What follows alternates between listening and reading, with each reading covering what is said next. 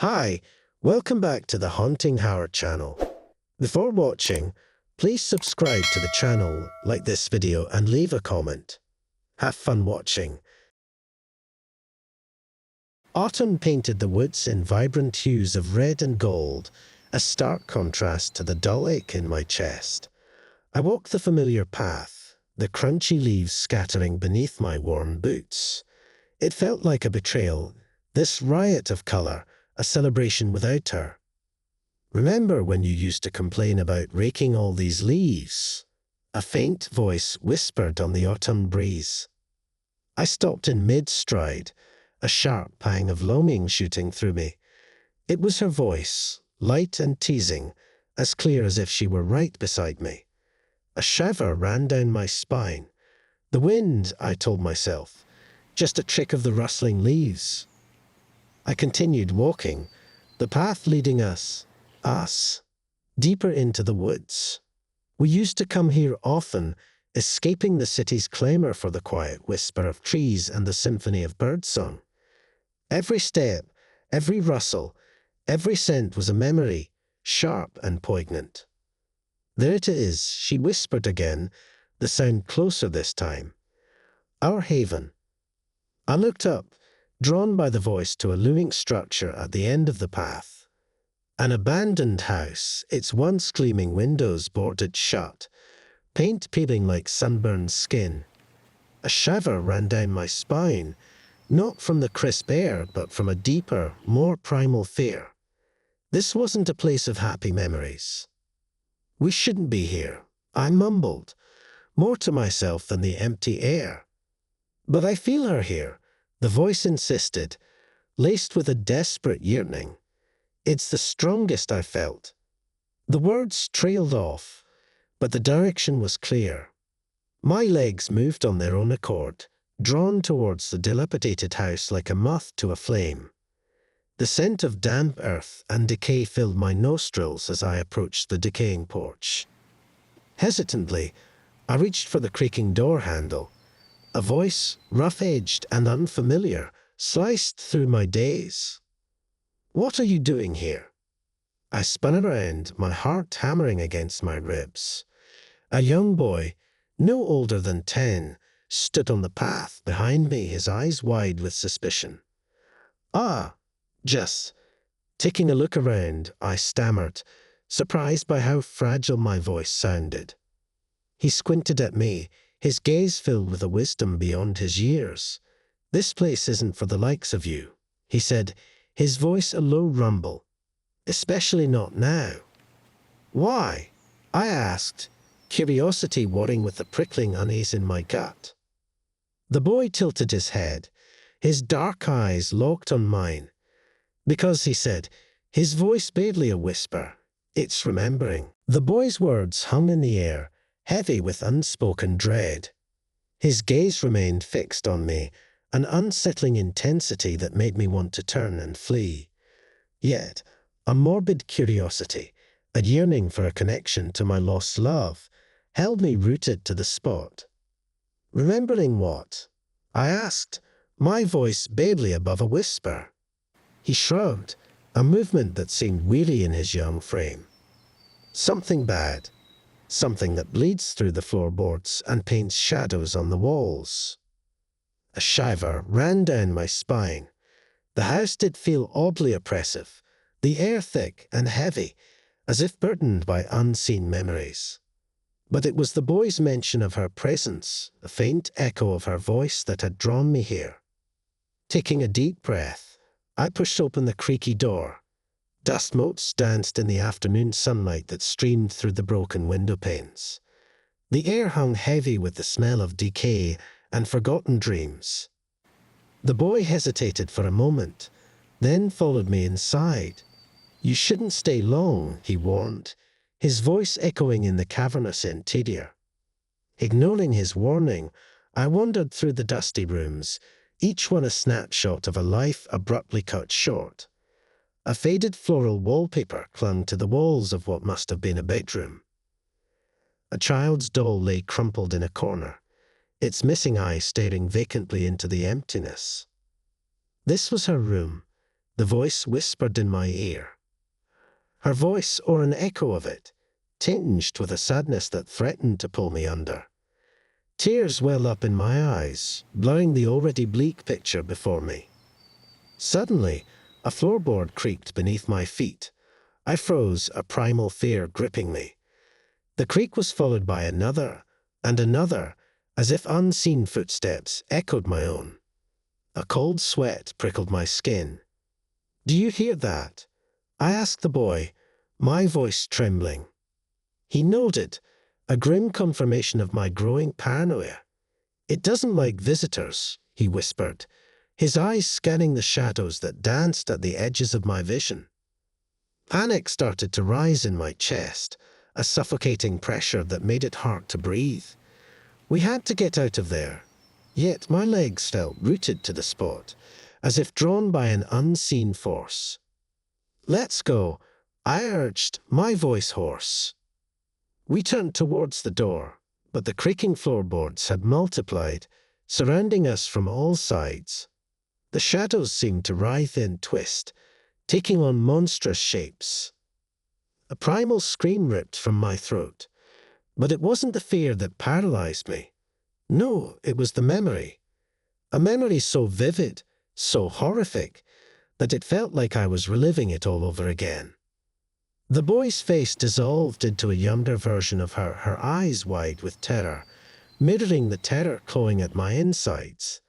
And then, the rage, a blind, all-consuming rage that twisted my perception and turned the world into a scene of horrifying violence. The transformation was instantaneous, a brutal shift from present to a nightmarish past. The dusty floorboards of the abandoned house became the smooth tiles of our kitchen. The faded floral wallpaper morphed into the familiar blue cabinets. Her face, contorted in terror, filled my vision. A struggle ensued, fueled by a rage I didn't understand, a darkness that clouded my judgment and propelled me forward. "No, stop," she screamed, the sound raw and desperate. But the words were like whispers in a hurricane, lost amidst the deafening roar in my own head. The next few moments were a blur of violence, a horrifying tableau painted in shades of red and fear. My hands, which now felt detached, acted on their own, inflicting a damage I could barely comprehend. "Please, stop," she gasped, her voice weakening. But the primal urge wouldn't subside, wouldn't be reasoned with. It wasn't until a sickening stillness descended upon the room that the fog in my mind began to clear. She lay crumpled on the floor, lifeless blue eyes staring sightlessly at the ceiling. The sight triggered a wave of nausea, bile rising in my throat. But beneath the overwhelming nausea, a cold dread began to creep in. What have I done? The words choked out of my throat, a broken plea lost in the silence of the room. The once familiar surroundings now seemed alien, stained with a darkness that mirrored the horror inside me. Tears streamed down my face, hot and relentless, as I finally grasped the enormity of my actions. A cold wind howled through the empty kitchen, whistling through a broken window. The boy, his face pale and drawn, materialized from the shadows, staring at me with an accusation that pierced deeper than any weapon. "You remembered," he said, his voice barely a whisper. "And now she'll never forget." The weight of his words settled upon me like a stone tomb. The house, a mere catalyst, had triggered the most horrific memory of my life, a memory I had desperately tried to bury. And now, trapped in this infernal place, condemned to relive it, a chilling realization dawned on me. This wasn't just punishment. This was a twisted form of hell, reliving the moment of her death over and over again, forever haunted by my own monstrous actions. A cold despair gripped me, the emptiness in my chest replaced by a knowing fear that promised an eternity of torment. With a choked sob, I collapsed onto the floor, beside the still form of the woman whose memory had become my personal purgatory. The only solace I found was in the cold comfort of oblivion, as the darkness at the edges of my vision started to consume me. Consciousness returned in waves, a slow, agonizing process that dragged me back to the chilling reality of the house. The stale air filled my lungs, the acrid scent of dust stinging my nostrils. I was still sprawled on the kitchen floor, my body itching in protest. A glance confirmed my worst fear. She lay there too, a chilling reminder of the nightmare I relived. "Is this real?" I croaked, my voice hoarse from disuse. My throat felt parched, my head pounding like a drum solo. The boy sat on the overturned table, his legs dangling a mere few inches from the floor. His black eyes seemed to pierce through me, judging, almost accusing. "As real as it gets in this place," he said, his voice flat and devoid of emotion. "Memories can be a prison, you know, especially the ones we try to escape." A surge of anger, fueled by despair, pulsed through me. "Why are you doing this to me?" I rasped, the question tearing at my raw throat. He shrugged, a gesture seemingly out of place on his young frame. "I didn't do anything. This house does. It feeds on pain, on regret. And yours," he paused, a cruel smile twisting his lips, "is a veritable feast." The thought of this desolate place feeding off my misery filled me with a suffocating horror. There had to be a way out, a way to escape this purgatory loop. "How do I stop it?" I pleaded, hope flickering momentarily in my chest. "How do I get out of here?" "You can't," the boy said simply, his voice devoid of sympathy. "Not until you face it all. Until you accept the consequences of your actions." His words struck a raw nerve, ripping open the festering wound of guilt. His accusation was true. Denial had been my only solace, but this house, this twisted mirror, had shattered the illusions I'd so desperately clung to. Days turned into weeks, or maybe months. Time seemed to lose its meaning within these decaying walls. Each night, the kitchen transformed back into the scene of my horrific crime, and I was forced to relive it all over again. The rage, the violence, the cold dread of the aftermath. It played out in a horrifying cycle, inescapable and unrelenting. The boy remained a constant presence, a silent observer to my torment. Sometimes he would speak, cryptic words that offered no comfort, only a deeper understanding of the prison I'd built for myself. One day, a new element appeared in the room, a single withered rose. It lay pristine on the floor, a stark contrast to the dust and decay that surrounded us. I stared at it, a flicker of recognition igniting a spark in my muddled mind. It was her favorite flower, one I always bought for her on special occasions.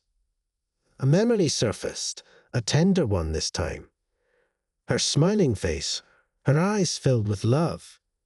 For a fleeting moment, the rage and self-loathing subsided, replaced by a bittersweet ache.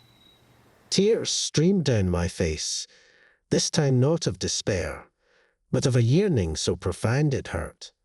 Maybe, just maybe, there was a flicker of hope within this hell. For if I could remember love amidst the darkness, perhaps there was a path to redemption, a way to break free from the cycle of guilt. As the next night approached, I braced myself for the inevitable. But this time, something was different. The shadows seemed less menacing, the rage less consuming. In the corner of my vision, a faint silhouette emerged from the darkness. "You're changing," the boy's voice echoed, a hint of surprise lacing his words. Looking up, I saw her not as a victim, but as the woman I loved. Her expression was filled with sadness, yes, but also with a flicker of understanding. "I forgive you," she whispered, her voice barely audible. The words washed over me like a cleansing wave, carrying away the guilt that had weighed me down for so long. The kitchen remained the same, but the terror had receded, replaced by a profound sense of melancholy acceptance. As the morning light filtered through the broken window, I knew the cycle wasn't over. But within this desolate house, a seed of hope had taken root, a fragile promise of escape fueled by love and remorse. The journey to redemption would be long and arduous, but for the first time, I faced the future with a flicker of strength, ready to confront the demons within and the ones that lingered in the shadows of this haunted place. Days blurred into weeks, then months, the boundaries blurred in the monotonous rhythm of this haunted purgatory.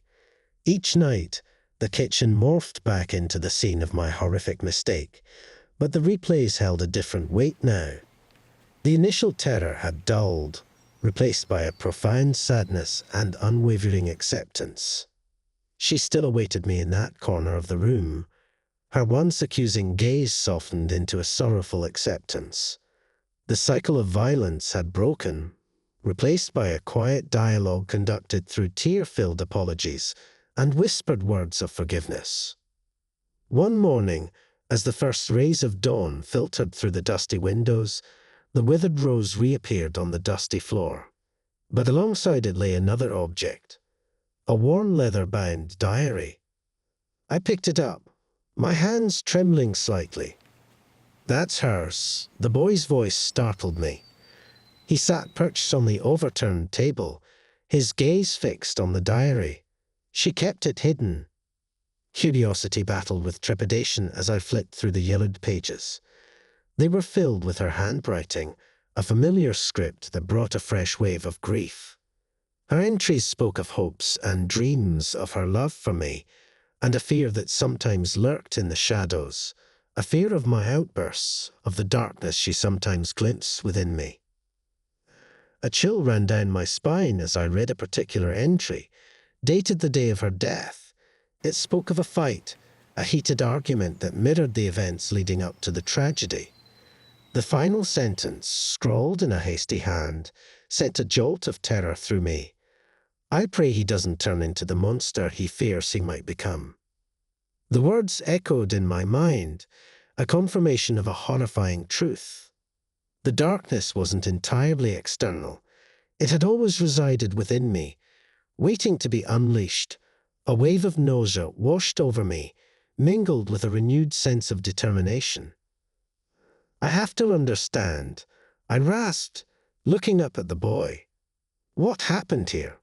Why is this house holding on to this pain?" He tilted his head, his eyes seeming to bore into mine. "The house remembers what its residents choose to forget," he said cryptically. "It reflects the darkness within them." His words sparked a flicker of understanding. This house wasn't evil in itself. It was a mirror reflecting the turmoil of those who occupied it. Perhaps the key to breaking free wasn't just facing my own demons, but also helping the others trapped here, the ones who have fueled the house's oppressive atmosphere. With a newfound purpose, I started exploring the other rooms, guided by the whispers that echoed within its crumbling walls. The house held a multitude of memories, some tender, others filled with a suffocating despair. In one room, I found a child's drawing, a vibrant depiction of a family, marred by a large black splatter in the corner. In another, a faded wedding photograph lay forgotten on the dusty floor. Each image whispered a story of a shattered life, a love lost, a hope extinguished. As the days turned into weeks, I began to piece together the fragmented history of the house. Each resident, burdened by their own grief and darkness, had contributed to the oppressive atmosphere. But the most chilling discovery was the truth behind the boy. He wasn't a mere observer, but a manifestation of the house itself. A fragment of a child's lost innocence, forever trapped by the tragedy that had unfolded within these walls. With a heavy heart, I knelt before him. "It's time to let go," I said, my voice surprisingly strong. "You deserve peace just like the others." The boy looked at me, a flicker of doubt flickering in his dark eyes. "But what about you?" he asked. "I have to keep going," I replied, the image of her forgiving face flashing in my mind. I have to make amends, not just for myself, but for those who were hurt before me. A long silence followed. Then a single tear rolled down the boy's cheek. He looked around the room, a haunted expression gracing his young face.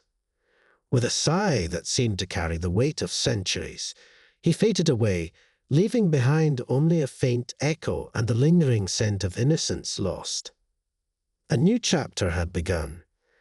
The house remained, its oppressive aura slightly diminished, but within its decaying walls, a flicker of hope had ignited.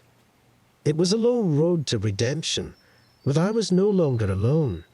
The memories and the ghosts of the past became my companions, a constant reminder of the darkness I had to overcome and the reasons why I had to fight for my own chance at peace. My fingers trembled as I clutched the warm leather diary.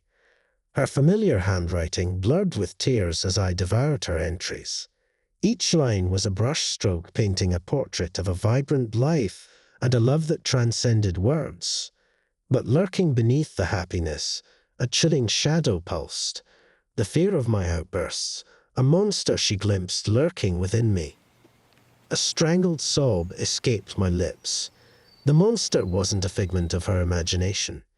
It was a horrifying truth I'd spent years burying.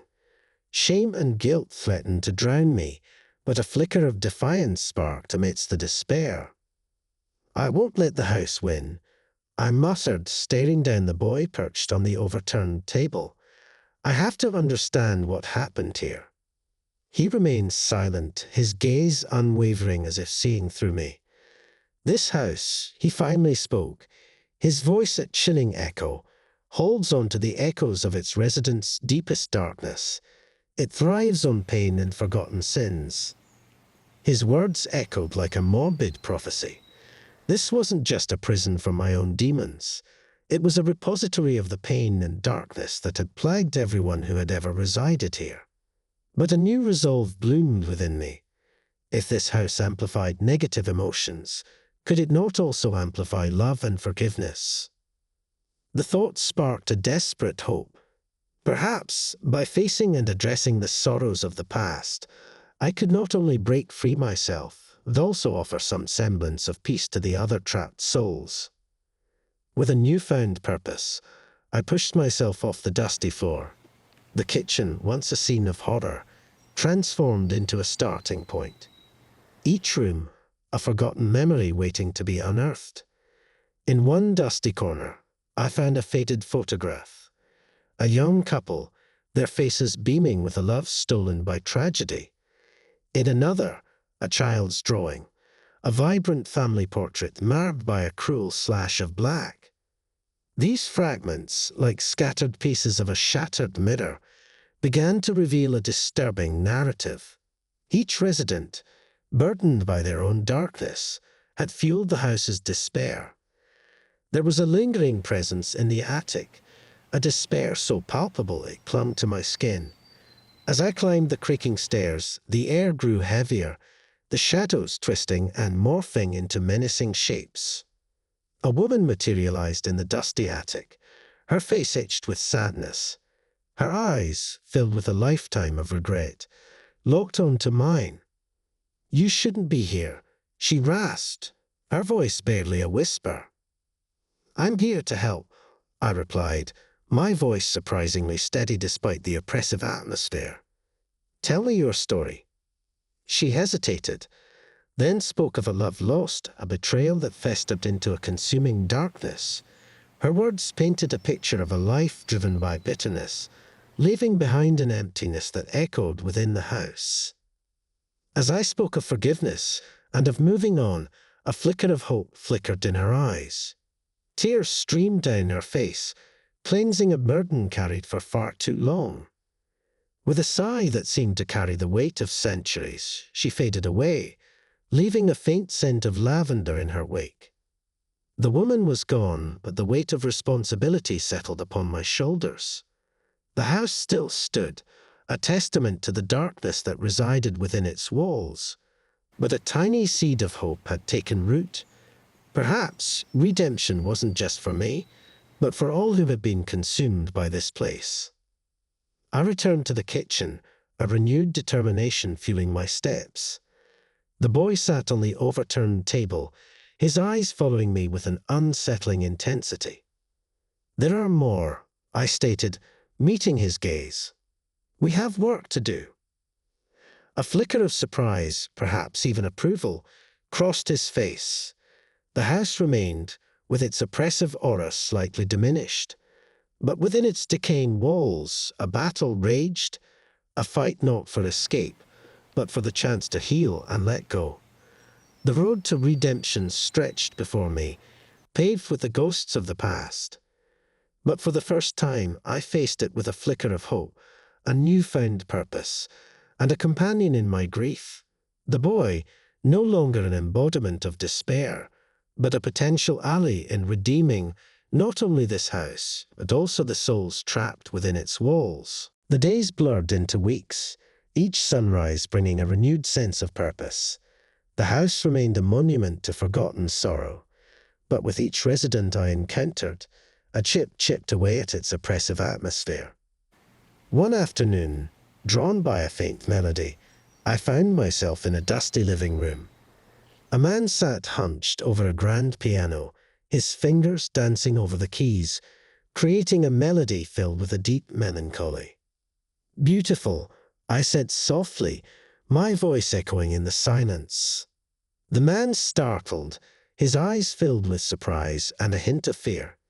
"You shouldn't be here," he rasped, his voice rough with disuse. "I'm here to help," I replied, approaching him cautiously. "Tell me your story." He hesitated, then spoke of a life devoted to music, a talent overshadowed by a crippling fear of failure. His life, a symphony of unfulfilled potential, had fueled the house's oppressive aura. As I spoke of his music's power to heal and connect, I saw a glimmer of hope flicker in his eyes. I encouraged him to play, and as he did, the melody transformed. The sadness remained, but it was interwoven with a newfound resilience, a quiet acceptance of his limitations. The final notes faded, and the man sat with tears rolling down his cheeks. "Thank you," he whispered, his voice thick with emotion. "For listening, for understanding." With a faint smile, he faded away, leaving a melody lingering in the air, a melody not of despair but of acceptance. The house felt a little lighter, the shadows less menacing. "There are more," I said, turning to the boy, who sat perched on a dusty sofa, his gaze fixed on where the man had stood. He nodded silently. Each encounter offered a glimpse into the house's dark past, a puzzle piece I painstakingly assembled. There was a young woman, consumed by grief over a lost love, her tears staining the floorboards. A soldier haunted by the ghosts of war, his nightmares echoing through the halls. With each story, I offered a hand, a word of solace, a glimmer of hope. Sometimes it was a simple act of listening, other times a story of forgiveness I shared, a reminder of the human capacity for healing. One evening, I found myself back in the kitchen. The air hung heavy, charged with a different kind of darkness. A man sat hunched over, his face obscured by shadows. He radiated an aura of anger, a malevolent energy that sent shivers down my spine. "You shouldn't be here," he growled, a dangerous edge to his voice. "I know," I said, my voice surprisingly steady. "But the darkness won't help you. Let it go." He scoffed, a harsh laugh echoing through the room. "Some wounds never heal," he spat. "Some darkness can't be redeemed." An unsettling premonition prickled my skin. This wasn't a resident seeking solace, but the embodiment of the house's very darkness, a malignant entity feeding on the pain of others. "Maybe," I said, taking a hesitant step forward. "But wouldn't you want to try?" For a moment, our eyes locked, a silent battle of wills. Then, the man's form wavered, the shadows flickering. A flicker of pain, An echo of a long-forgotten hurt flickered across his face. "Help me remember," he said, his voice rough with despair. A surge of hope filled me. This wasn't just about offering solace. It was about understanding the source of the house's darkness. This entity, perhaps, was itself a victim, forever trapped in a cycle of pain. Taking a deep breath, I sat beside him, ready to delve into the house's most disturbing secret, a quest that could shed light on its past and offer a chance for redemption, not only for the trapped souls, but maybe for the house itself. We sat in an uneasy silence, the man radiating a palpable despair that seemed to leach into the already oppressive air of the kitchen. The silence stretched, heavy and expectant, until he finally spoke. "It was a fire," he rasped, his voice raw with a pain that seemed to transcend time. "A fire that consumed everything." My gut clenched. "What happened?"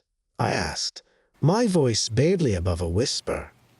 He closed his eyes, his face contorted in anguish. Images flickered in my mind, a raging inferno, screams tearing through the night, the overwhelming stench of burning wood and flesh. "There was a family," he continued, his voice trembling. "A small girl. Her laughter still echoes. A woman with hair like fire. A man, his face kind, all gone." As he spoke, the scene in my mind solidified. A happy family, their home a haven of love, gone in a blink of an eye, consumed by a fire that left nothing but ashes and this lingering entity who embodied their despair. My heart ached for their loss, for the life extinguished in a cruel twist of fate. "Do you remember what started it?" I asked, hoping to unravel the source of his anger and suffering. He shook his head, a bitter laugh escaping his lips. "Does it matter? The fire took everything, leaving only this pain, this emptiness." His words echoed a truth I'd come to understand in this house. Loss and grief, if left unchecked, could fester and distort, fueling a darkness that consumed everything in its path. "Maybe it does matter," I countered, my voice gaining strength. "Because forgiveness requires understanding." He scoffed, a cruel edge to his voice. "Forgiveness? For what?" "For the carelessness that took my world." "For yourself," I countered, meeting his gaze. "Holding on to anger hurts you more than anyone. These walls only amplify your pain, trap you in a cycle of suffering." He fell silent, his eyes filled with a flicker of doubt and a yearning for release. "How do I let go?" he asked, his voice barely a whisper. I didn't have all the answers, but I knew the first step: remembrance. Together, we delved into the fragments of his memory, piecing together the events leading up to the fire. It wasn't deliberate, not an act of malice. It was a tragic accident, a spark in the wrong place at the wrong time. As he relived the memories, the anger and bitterness started to dissipate, replaced by a profound sadness. He wept, tears that were not just of pain, but of release. With each tear, the oppressive atmosphere in the kitchen seemed to lighten. "They wouldn't want this," I said softly, placing a hand on his shoulder. "They wouldn't want you to be consumed by this darkness." He turned to me, a glimmer of acceptance flickering in his eyes. "You're right," he conceded, his voice hoarse. "It's time to let go." With a final shuddering breath, the man faded away, leaving only the faint scent of smoke and a sense of quiet peace. The fire, once a symbol of destruction, now represented a catharsis, a release from the cycle of pain. I looked around the kitchen, the room feeling noticeably lighter. The boy sat on the floor, his black eyes reflecting a newfound understanding. This house, a repository of sorrow, was slowly starting to heal. The ghosts of the past still lingered, but their voices were no longer filled with despair. With a newfound purpose, I pushed myself off the floor. There were more stories to hear, more darkness to unravel, and a glimmer of hope that maybe, just maybe, this house and its trapped souls could find some semblance of peace. The house thrummed with a new energy, a subtle shift that sent shivers down my spine. Days turned into weeks as I delved deeper into the tangled histories of its former residents. With each encounter, the oppressive atmosphere thinned, replaced by a faint glimmer of hope. One afternoon, drawn by a faint scent of lavender and the rhythmic click of knitting needles, I found myself in a small, sunlit bedroom. An elderly woman sat by the window, her fingers nimble against the yarn. "You shouldn't be here," she said without looking up, her voice surprisingly firm for her frail figure. "I'm here to listen," I replied, my voice a gentle murmur. "Would you care to tell your story?" She sighed, her gaze fixed on the vibrant scarf taking shape in her hands. "There's not much to tell," she said, her voice laced with a quiet resignation. "Everything has a story," I encouraged, pulling a dusty chair closer. "Even a life of quiet solitude." Hesitantly, she began to speak. Her life, she recounted, was a tapestry woven with loneliness and a yearning for connection. She'd spent her days in this room, yearning for a life beyond these walls, a love that never materialized. As she spoke, I saw a young woman, hopeful and vibrant, slowly fading into the background, replaced by the stoic resignation of the woman before me. The house, I realized, had amplified her loneliness, turning it into a constant, oppressive weight. "You deserved happiness," I said softly, my heart aching for the life unlived. She looked at me then, a flicker of surprise crossing her face. "Happiness? It seems like a distant dream now." "It's never too late," I countered, a gentle warmth filling my voice. "What kind of life did you dream of living?" A smile, faint but genuine, touched her lips as she spoke of travels long fantasized, friendships forged with kindred spirits, a love that might have been. As she shared her dreams, the air in the room seemed to shimmer, the faded floral wallpaper taking on a brighter hue. The scent of lavender intensified, filling the space with a sense of peace. "Thank you," she whispered, a single tear rolling down her cheek, "for reminding me it wasn't all in vain."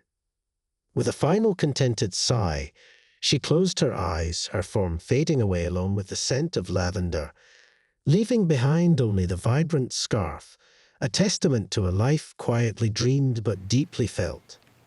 The boy, who had been watching from the doorway, approached me, his expression unreadable. "The house feels different," he stated, his voice a mere whisper. "It is," I said, a sense of satisfaction washing over me. "The darkness is slowly giving way to something else." With renewed determination, I continued my quest, unearthing stories of sorrow and love, of dreams extinguished and lives unlived. Each encounter chipped away at the oppressive atmosphere, replacing it with a fragile hope. One evening, I found myself back in the kitchen. The air crackled with a different kind of tension. A solitary figure sat hunched over, his back to me. This resident emanated a darkness unlike any other I'd encountered, a cold, calculating malevolence. "You've caused quite a stir," he said, his voice a chilling rasp. "But the house remembers. It remembers its pain, its anger." A shiver ran down my spine. This wasn't just a resident. It was the embodiment of the house's darkest core, the entity that thrived on despair. "The house doesn't have to be this way," I countered, my voice surprisingly steady. "It can choose healing." He scoffed, a cruel laugh echoing through the room. "Healing? For what? This house is built on pain, fueled by suffering. It will never change." His words held a chilling truth. The house, a vessel for the emotions of its residents, had become a breeding ground for darkness. But could it be cleansed, transformed into something more? There's always a choice, I insisted, stepping forward. The past can't be changed, but the future can be different. Will you choose to remain trapped, or will you try to find peace? For a tense moment, his silence hung heavy in the air. Then he turned, his back shrouded in shadow. "Tell me about peace," he demanded, his voice surprisingly vulnerable. The figure huddled in the corner of the kitchen didn't move. His back remained turned, casting an elongated shadow that danced menacingly on the dusty floor. The air crackled with a tension thicker than dust, my skin pricking with a primal fear. "Peace," I began, forcing my voice to remain steady, "is more than just the absence of pain. It's acceptance. It's finding solace in the memories that bring warmth, not just the ones that scorch." Silence. The silence stretched, broken only by the creak of the old house settling. Doubt gnawed at me. Was I wasting my breath trying to reason with the embodiment of this house's darkness? Then, a raspy voice broke the tense stillness. "Solace. Memories," he scoffed, a hint of bitterness laced in the words. "This house is filled with echoes of loss, of regret. What solace can one find in that?" "There's beauty in remembrance, too," I countered, taking a hesitant step forward. "The laughter of a child, the tenderness of a shared moment. These are the things that make life precious, even amidst the darkness." A long pause followed. I could almost feel the entity weighing my words, his dark presence a tangible weight in the room. "You speak of things long forgotten," he finally rasped, a hint of curiosity replacing the initial dismissal. "Things this house has chosen to erase." I understood. The darkness didn't solely feed on pain. It thrived on the suppression of memories, of burying the past to fuel a cycle of negativity. "Maybe forgetting isn't the answer," I suggested gently. "Maybe remembering, truly remembering, allows for healing." The air in the room shifted, a subtle tremor almost imperceptible. "And how does one achieve such healing?" he inquired, the words sounding foreign on his lips. I took a deep breath, drawing on the stories and experiences I'd shared with the other trapped souls. "By confronting the pain," I said. "By acknowledging it, understanding it, and then letting it go." His shadow twitched. Then slowly, he began to turn. The sight that met my eyes sent a jolt through me. He wasn't a shapeless entity, but a man, his face etched with the lines of a lifetime burdened by grief. I built this house," he spoke, his voice hoarse with disuse. "A sanctuary for my family. But then—" His voice trailed off, his eyes clouding with a deep sadness. I understood. The darkness wasn't born of malice. It was the twisted manifestation of his sorrow, of a loss so profound it had consumed him. "What happened?" I asked softly, offering him a hand. He hesitated, then took it, his touch surprisingly cold. He spoke of a devastating fire of flames that engulfed his family along with any flicker of hope he might have held. The house, meant to be a haven, had become a tomb, a monument to his loss. As he recounted the tragedy, the kitchen remained still, but the oppressive weight that usually lingered began to lift. His pain, once weaponized by the house, was now channeled into a raw, cathartic release. Tears streamed down his face, leaving streaks in the dust that coated his cheeks. He wept for his family, for the life stolen from them, for the years she'd spent consumed by anger and despair. With each sob, the shadows in the room seemed to recede, the air losing its stifling chill. The boy materialized beside me, his youthful face devoid of its usual accusatory look, replaced by a quiet understanding. Finally, the man slumped back in his chair, drained but with a flicker of peace in his eyes. "Thank you," he rasped, his voice thick with emotion, "for reminding me of them, for letting me grieve openly." The darkness of the entity was gone, replaced by a weary acceptance. He was still a part of the house, but no longer its controlling force. As dawn approached, casting a pale light through the dusty windows, a sense of calm settled over the room. "The house remembers," he said, his voice softer now. "But it remembers everything now, not just the pain." An agreement, not a threat. This wasn't a final victory, but a step forward. The house still held the echoes of the past, but the oppressive darkness that had consumed it for so long was beginning to recede. Hope, once a flickering ember, began to burn brighter, illuminating the path towards a future where this house could finally offer the peace it was originally built to hold. Days blurred into weeks, marked by a newfound sense of purpose. The oppressive atmosphere that had clung to the house like a shroud began to lift, replaced by a quiet peace. The air felt lighter, as if the ghosts of the past were slowly finding their way to rest. One afternoon, drawn by a faint melody, I found myself in the dusty living room. The grand piano stood silent, shrouded in dust sheets. The boy sat perched on a stool, his black eyes staring fixedly at the keys. "Do you miss playing?" I asked, approaching him cautiously. He jumped slightly, startled by my voice. "I don't remember," he mumbled, his voice barely above a whisper. "There's only silence." Silence. It was a word that had haunted this house, a testament to the forgotten past of its residents. "Maybe the music can help you remember," I suggested gently, placing a hand on the piano lid. He looked up at me, a flicker of curiosity dancing in his eyes. With a hesitant hand, he brushed away the dust sheet, revealing the aged ivory keys. As his fingers hovered over the keys, a hush fell over the room. Then, a single note, tentative and pure, filled the air. Hesitantly, another note followed, then another, weaving a melody filled with a poignant melancholy. The music, though simple, resonated with a raw and unfiltered emotion.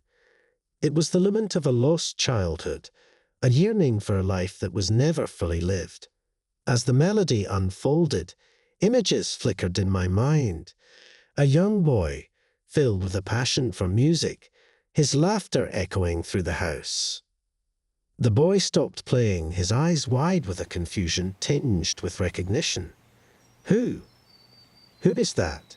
he stammered, pointing at the fading image in my mind. "That's you," I said softly, a bittersweet smile gracing my lips. "The music remembers." The boy looked at his hands, a faint tremor running through them. Then, with newfound determination, he began to play again.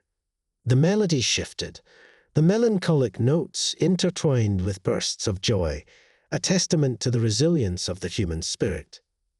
As the final notes faded, the boy slumped back in the chair, tears glistening on his cheeks. "Thank you," he whispered, his voice thick with emotion, "for helping me remember, for helping me find my voice." A lump formed in my throat.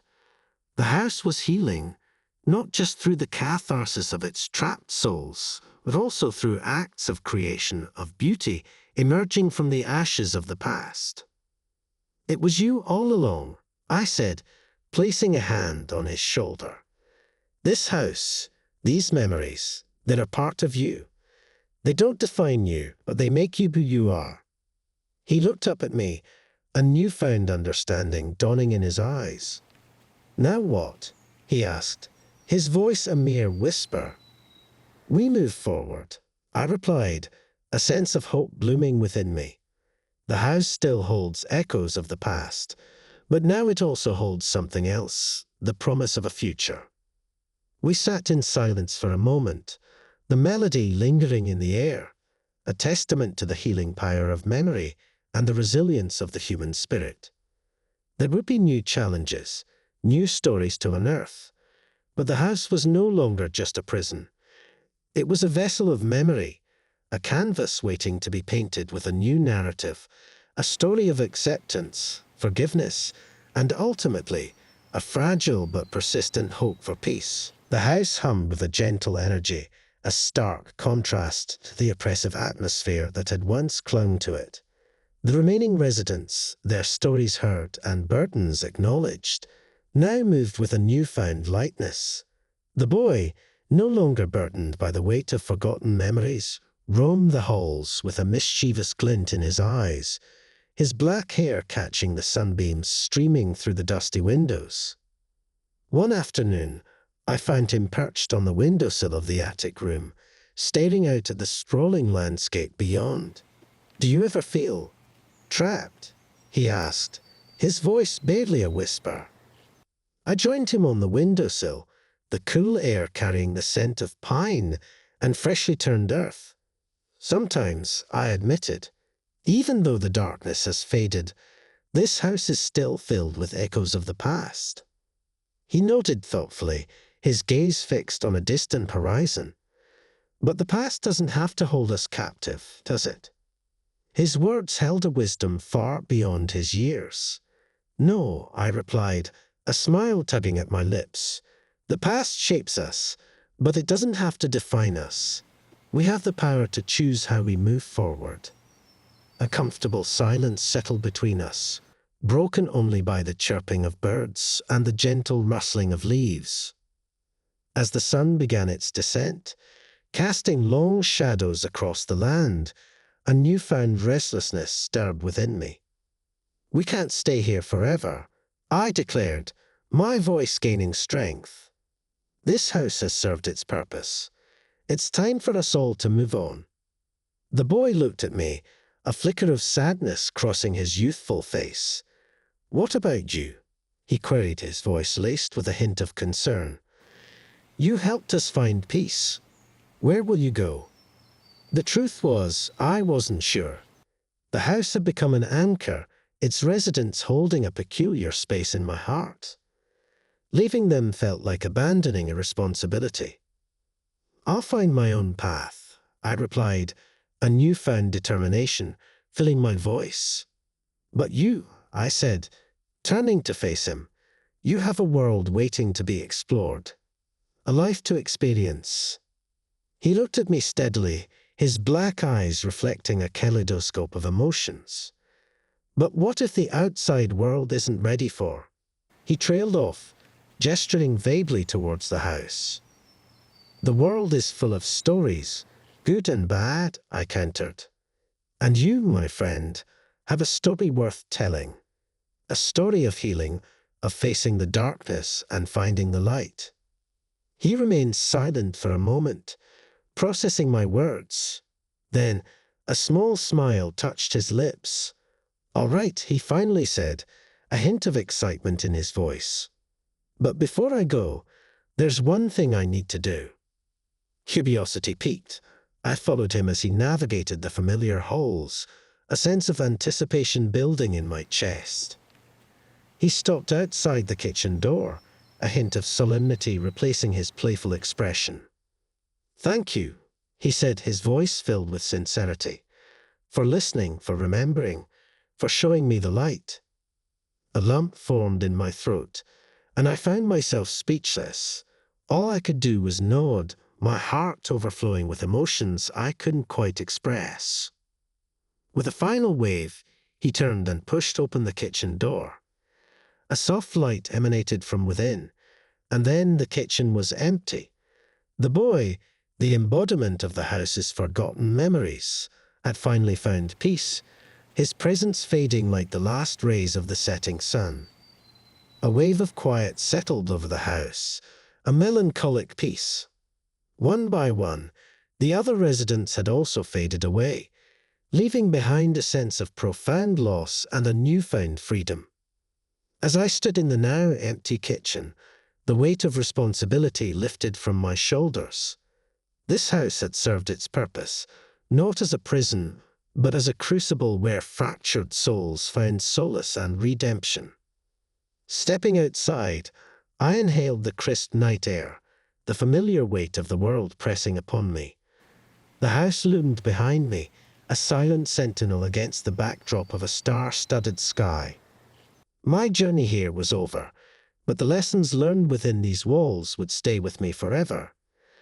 The house remained, a testament to the enduring power of memory, of the darkness that can lurk within us all, and the resilience of the human spirit in the face of loss.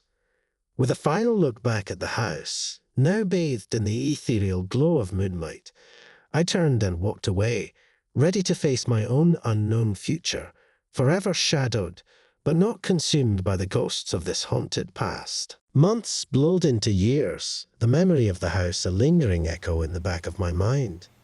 The lessons learned within its walls became a guiding light, a reminder of the power of empathy and the resilience of the human spirit. One crisp autumn afternoon, I found myself drawn back to the small town nestled at the foot of the hill where the house stood. A sense of nostalgia tugged at me as I walked the familiar path, the leaves crunching under my feet. As I approached, the house appeared unchanged from a distance. The same air of quiet stillness hung about it, a stark contrast to the bustling town below. Hesitantly, I walked up the overgrown path, memories flooding back in vivid detail. Reaching the front door, I paused. A part of me feared what I might find inside, a return of the darkness, a haunting echo of the past. Taking a deep breath, I pushed the heavy oak door open, a faint creak echoing through the silent house. Sunlight streamed through the dusty windows, illuminating a scene far different from what I expected. Gone were the cobwebs and dust, replaced by an air of life. Laughter echoed from a room at the end of the hallway, a sound that sent a jolt of surprise through me. Cautiously, I followed the sound, my heart pounding in my chest. As I rounded the corner, I froze. A young woman stood in the living room, sunlight glinting off her auburn hair as she knelt beside the grand piano. A young boy, his black hair mirroring the woman's, sat perched on the stool, his laughter echoing through the room. The woman looked up, her eyes widening in recognition. It was the boy, older now, but the same glint of mischief still sparkled in his gaze. But the woman, who was she? "You're back," the boy said, a wide grin splitting his face. "Come meet her. This is Sarah, my sister." The woman stood up, a warm smile gracing her lips. "It's lovely to meet you," she said, extending a hand. The boy, she glanced at him with a playful smile, "has told me quite a lot about you." My mind raced. "Sister," I stammered, completely confused. The boy, ever perceptive, picked up on my bewilderment. "All right," he said, a mischievous glint in his eyes. "I forgot to tell you. The house, it remembers, but it also creates. It found Sarah, someone who needed a home as much as it did." Sarah stepped forward, a knowing look in her eyes. "The house whispered to me," she explained, her voice filled with a quiet awe. "It spoke of stories, of memories, and the need for healing." As she spoke, a warm understanding washed over me. The house wasn't simply a repository of the past. It was a bridge, connecting lost souls, offering solace and a chance for new beginnings. "It found you both," I said softly, a smile tugging at my lips. "And you, in turn, have brought life back to its walls." The boy and Sarah exchanged a glance, then burst into laughter. As their laughter filled the room, chasing away the last vestiges of the old darkness, I knew this wasn't goodbye. It was a new chapter, a testament to the enduring power of human connection, a story where a haunted house became a haven, a bridge between past and present, and a whisper of hope echoing into the future. Years turned into decades, the memory of the house a cherished secret tucked away in a corner of my heart. The lessons I learned within its walls continued to guide me, a constant reminder of the resilience of the human spirit and the power of empathy. Life, however, had a way of pulling you in unexpected directions. One blustery autumn evening, I found myself back in the small town, a detour on a long road trip. Nostalgia tugged at me as I drove past the familiar landmarks, the town square, the bustling bakery that used to deliver fresh bread to the house. An impulsive urge steered me towards the hill, and as I reached the house, a shiver ran down my spine. It looked smaller now, dwarfed by the towering trees that had grown taller over the years. But the air still held that same quiet stillness, a stark contrast to the town below. Hesitantly, I parked my car and walked up the overgrown path. The house seemed unchanged, the weather painted testament to the passage of time. As I stood before the familiar oak door, a flicker of doubt crossed my mind. Was it wise to disturb the peace I'd helped create? With a sigh, I reached out and knocked, the sound echoing through the silent house. A moment passed, then the door creaked open, revealing a young woman with auburn hair streaked with silver. Her eyes widened in recognition, a warm smile spreading across her face. "It's you," she exclaimed, pulling me into a hug. "It's been so long." "Sarah," I stammered, surprised by her familiarity.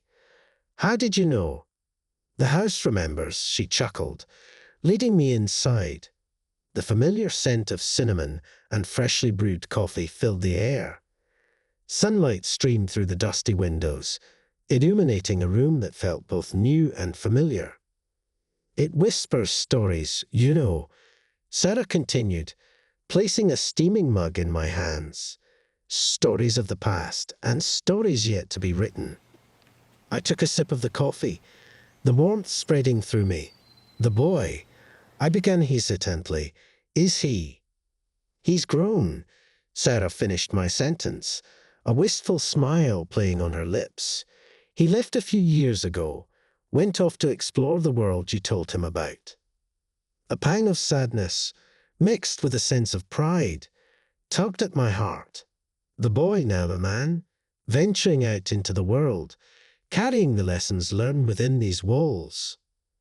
But the house called to me, Sarah continued, her voice filled with a quiet conviction. It needed someone to care for it, to keep its stories alive. She led me through the house, showing me the changes they'd made. A sunroom bathed in light, a cozy reading nook tucked into a corner, a vibrant painting hanging prominently in the living room.